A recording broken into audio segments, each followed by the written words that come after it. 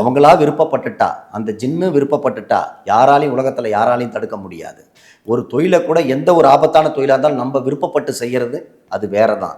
நம்மளா வற்புறுத்தி கொடுத்தோம்னா அது அங்கேயும் ஏறாது. அவங்களா விருப்பத்தோட இன்னைக்கு வர்றவங்க நிறைய ஆகிப்போச்சு. இப்போ இன்னொரு விஷயம் வந்து பார்த்தீங்கன்னா, ஜின்களால் செய்யக்கூடிய காரியங்கள், பில்லி சூனியம்ன்றது வந்து குடும்பத்தால் வந்து தானா குடி போதை சூது அது இதுன்னு அழிஞ்சு போகிறவங்க அது வேற ரகம். புரியுதுங்களா?